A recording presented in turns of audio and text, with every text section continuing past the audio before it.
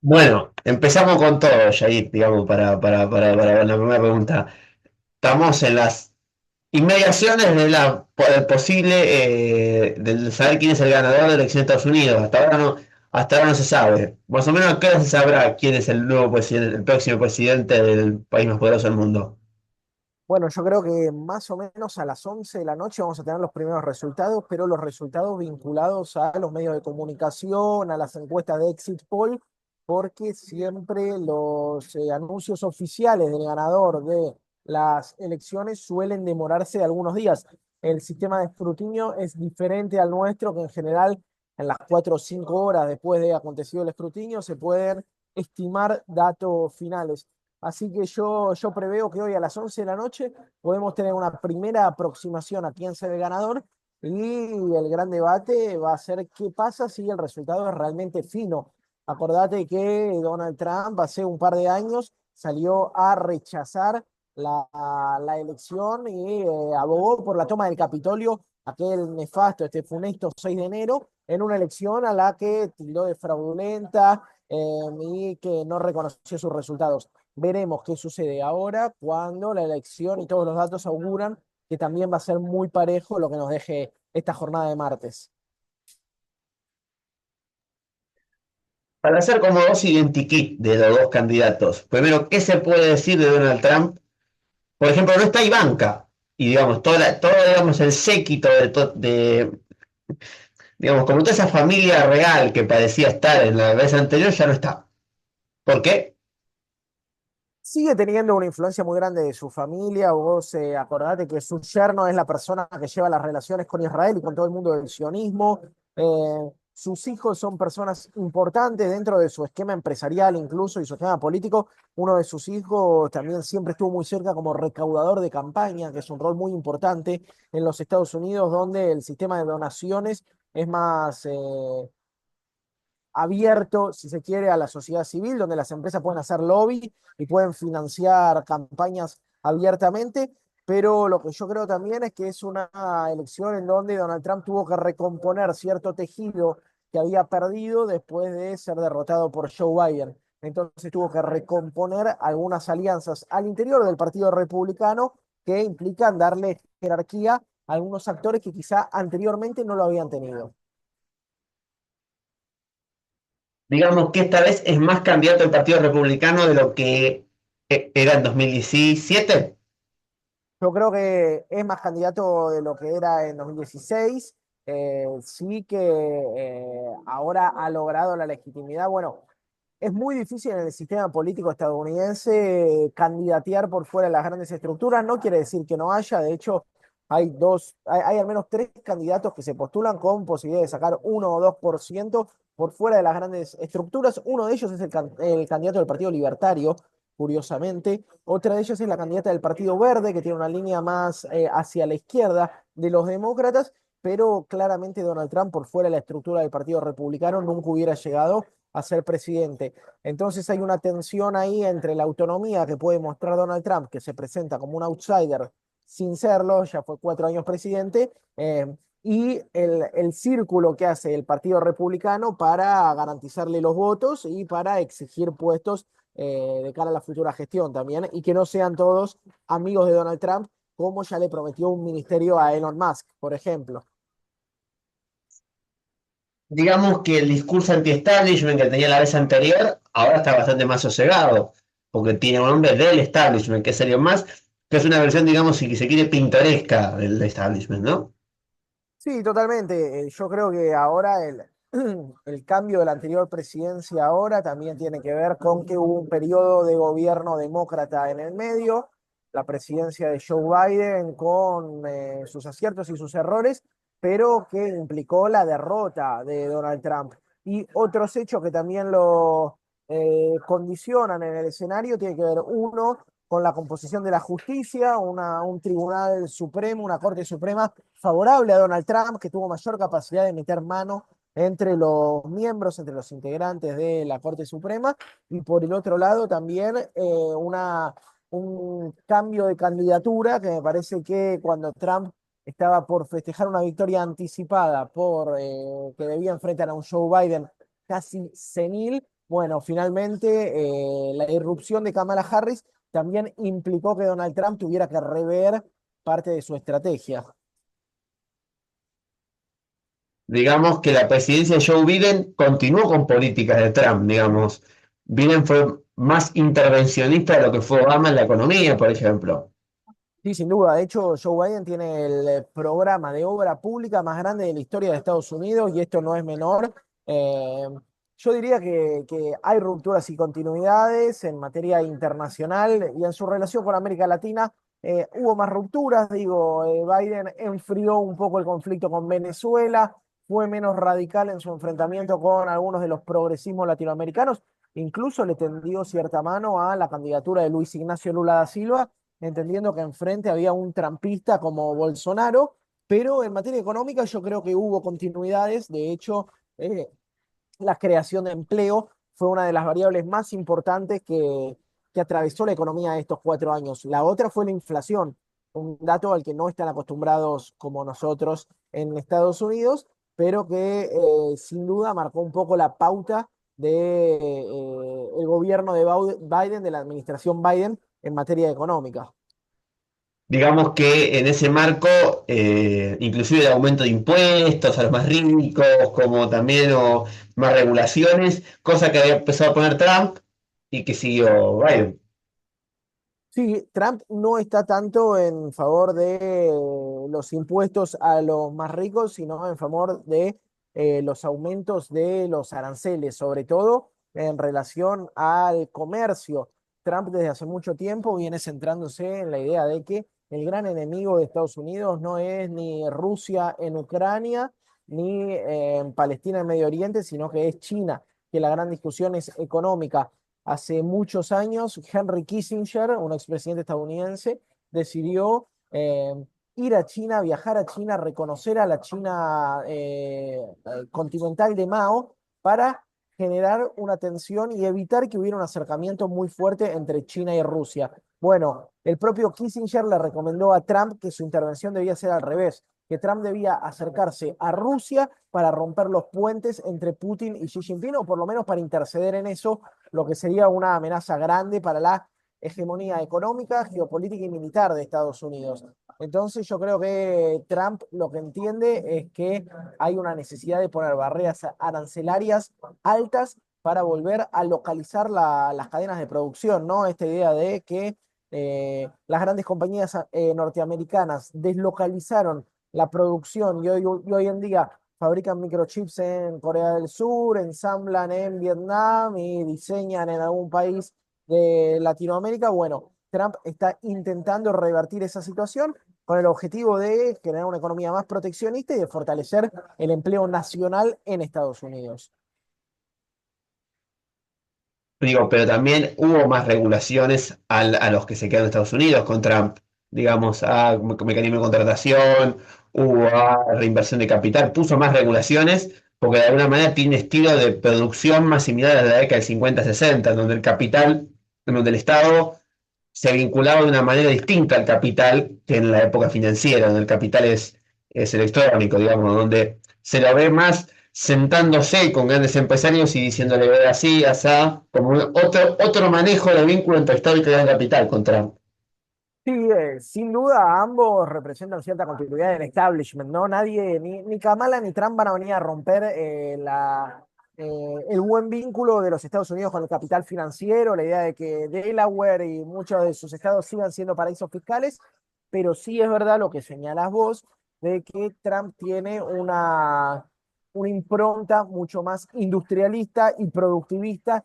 No es en vano que uno de los estados que esté en disputa o algunos de los que estén en disputa sean los estados del cinturón del óxido. Aquellos estados que, como mencionabas, en los 50, en los 60, en los 70, eran el corazón industrial, productivo, metalmecánico, automotriz, petroquímico de Estados Unidos y que hoy han perdido muchísimo poder a causa de un giro, bueno, más orientado a los servicios, más orientado al desarrollo de la tecnología, ¿no? La oposición a Silicon Valley, podríamos decir que respalda a Donald Trump. Digamos que el Partido Demócrata se vinculó, inclusive más con Kamala, perdió su base obrera sindical, bueno, no la perdió, digamos, se fue para atrás y se vinculó más con las minorías sexuales, con la comunidad, con Hollywood, digamos, con los vínculos con ciertas minorías, por ejemplo, la legalización de la marihuana, como que se vinculó a minorías más posmodernas, que no eran tanto la vinculación con el Partido Demócrata, ¿no? En los últimos 8 o 10 Sí, años.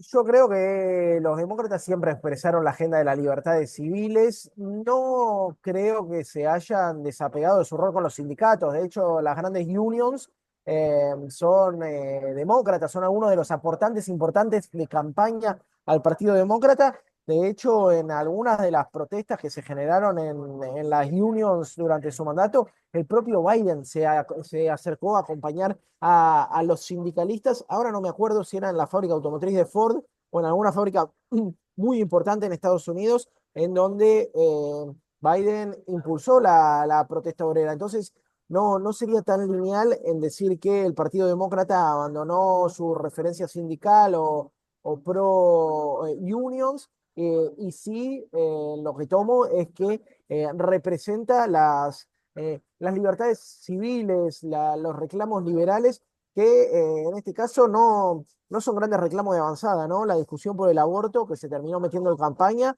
es a partir de la derogación de un fallo de la década de los 70, que el famoso fallo Roe, que permitía el aborto en Estados Unidos. Entonces, no es que están con una agenda de avanzada en materia de derechos civiles. Incluso la propia Kamala Harris tuvo que se corrió mucho en su discurso sobre la migración a partir de cómo le marcaron la cancha en campaña, pero sí, históricamente el Partido Demócrata nunca ha criticado la matriz económica desigual y capitalista, pero sí ha sido uno de los que ha impulsado las discusiones por los derechos civiles y las libertades. Digamos que, a ver, Hollywood se posicionó muy favorable a Kamala. Inclusive el propio Arnold Schwarzenegger, un hombre vinculado al conservadurismo y demás. Digo, a ver, el protestantismo, digamos, o la América profunda, conservadora, parece alejarse cada vez más del Hollywood. Ya, digamos, ya no hay grandes actores conservadores vinculados a ese calvinismo rural americano, como era, no sé, como era, no sé, John Wayne, Alan Ladd, digamos, como que... ¿Vos ves como esa traslación en Hollywood? Bueno, igual nombrabas a Clint Eastwood, que es la excepción a la regla, porque Clint Eastwood sigue siendo un republicano duro. El dato que traes de Arnold Schwarzenegger es particular. El propio Arnold fue referente del Partido Republicano y hoy salió a decir públicamente que vota a Kamala Harris. Yo lo que creo, tomo tu hipótesis, hay algo que tiene que ver con los mal llamados redneck, ¿no? Con el interior rural profundo de Estados Unidos. Geográficamente, cuando uno se pone a ver un mapa, es muy significativo que las dos costas, la costa este y la costa oeste, estén pintadas de azul, y todo el interior de los Estados Unidos, todo el lejano oeste y el centro agrario productivo, el cinturón del trigo, sean estados republicanos. Creo que también tiene que ver con una herencia que a veces dejamos de lado, y que es la herencia de la guerra de secesión en los Estados Unidos. Estados Unidos tuvo una guerra civil entre dos proyectos de país alternativos y antagónicos, uno más vinculado a lo industrial, en la figura de Lincoln, que vale la pena recordar que era un republicano en ese momento, pese a que dirigía a las tropas del norte, y un país más vinculado al agro, al esclavismo que precisa el agro, que era el país del sur. Bueno, parte de esa reminiscencia sigue hoy en día. La idea de unas costas más urbanas, más progresistas, más vinculadas a la industria cultural estadounidense, como vos decías en el caso de Hollywood, y el interior profundo, más religioso, más conservador, más blanco, anglosajón y protestante, que está claramente alineado con la figura de Donald Trump. Digamos que a partir de la década del 90 se empieza a dar un cambio en Hollywood, en donde, digamos, el cine más premiado norteamericano en el exterior, en los festivales, empieza a ser el cine más indie, más independiente, Sundance, digamos, los festivales del interior, y Hollywood se vuelve más algorítmico, y como que ahora Hollywood termina siendo como una especie de como especie mete tantas cosas dentro que no se sabe bien qué es. Hay afroamericanos, españoles, italianos, hay actores de televisión que hacen películas, como que empieza a ser un todo y, como que salvo el Oscar y no tanto, digo, lo más premiado norteamericano no es tanto lo de gran producción, digamos, como que se empieza a divorciar Hollywood de lo que podemos llamar el cine cualité a partir de la década del 90. ¿Qué pensás de eso? Creo que hay algo de eso. También hay algo que tiene que ver con la irrupción de las plataformas on demand, que cambia la forma de consumo de los productos culturales y que también tiene su impacto en las condiciones de producción, ¿no? La idea de que ahora hay una oferta algorítmica, depende de tus gustos y tus consumos, también diversifica la capacidad de producción, la descentraliza un poco. Yo lo que creo es que la expresión de Hollywood tiene bastante que ver con la expresión del sector artístico-cultural, ¿no? Que en general es un sector más ligado a los procesos sociales, a la igualdad. Eh, Digo, sucede lo mismo en nuestro país cuando uno se pone a ver lo que pasaba con los Martín Fierro del cine, ¿no? Y las voces críticas a la figura de Javier Milei eran muchísimo más que las que aparecían en los Martín Fierro de televisión, en donde no hubo casi una voz que se levantara contra el ajuste de Javier Milei. Bueno, algo similar parecería suceder en Estados Unidos. Eh, bueno, recordemos que en Hollywood hubo una huelga muy dura de los guionistas y de los productores y actores contra la irrupción de la inteligencia artificial. Y quien estuvo al frente de esa huelga fue la secretaria general del sindicato, Fran Drescher, la niñera, ¿no? La Nana Fine. La niñera. Claro, exactamente. La Nana Fine era la secretaria general del sindicato de actores que fue a discutir los términos en que la inteligencia artificial irrumpía en el mundo audiovisual, ¿no? Sí, pero me refiero a que, por ejemplo, ya no, digamos, el vínculo entre sí, por ejemplo, la propaganda americana, me refiero a propaganda americana más explícita, y el cine de gran producción americano se divorcia a partir de los 2000. Por ejemplo, se han hecho, o casi no se han hecho películas de propaganda sobre contra Bashar al-Assad. Digo, Hollywood no se prestó a hacer grandes películas para ponerse, digamos, como acólito de la política exterior americana. Digo, como que han quedado en otra cosa, digamos, se han vinculado más hacia el nuevo progresismo, a eso me refiero. Sí, puede ser. La verdad que no sigo tanto el tema, me parece interesante tu reflexión.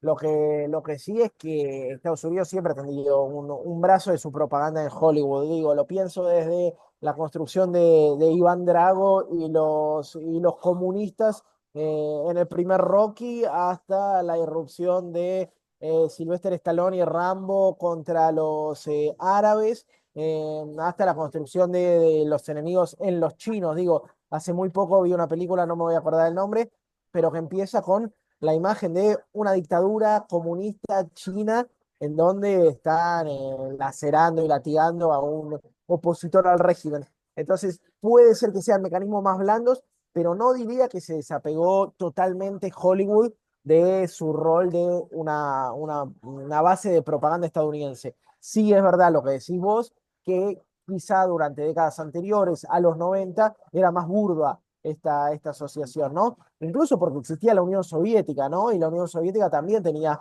una estructura propagandística fuerte, inteligente y talentosa puesta al servicio de la batalla cultural. Palabra que justamente esta la tenemos nosotros hasta la coronilla, digamos. Ya te puedo contar hasta Sony 21, ¿hasta cuándo te quedas? 3 y 25 y 26 le damos 5 más. Dale, te hago la última pregunta y con esta Dale. extendete los 5 minutos. Nuestro presidente se abrazó con Trump, pero los personajes no son asimilables. Uno es un hombre exponente de la burguesía, mal o bien él supo hacer su fortuna, moralmente, bueno, eso es otra cosa, pero digo, un hombre que supo que siempre tuvo un olfato político extraordinario, que hace 30 40 años que está en el candelero, y Kamala es, bueno, por ahí es más cerca, tiene más cercanía con un cierto feminismo americano, aunque tampoco es digo, Más allá de la pirotecnia verbal del presidente, ¿nos conviene más que gane Trump? Bueno, esa es la gran pregunta. Yo creo que, si me apuraste, diría que no. Que, primero parto desde donde hablo, ¿no? Yo tengo una mirada soberanista, productivista de una Argentina industrial, desarrollada, igualitaria, fuerte, con un rol importante en América Latina, una Argentina soberana e independiente económicamente. Desde esa mirada, yo creo que ninguno de los dos que gane va a implicar un gran cambio para la política argentina. De hecho, ni Kamala ni Trump nos tienen en el radar. Tristemente, más que como un aliado secundario de Brasil. Está más preocupado por lo que hace Brasil que por lo que hace Argentina.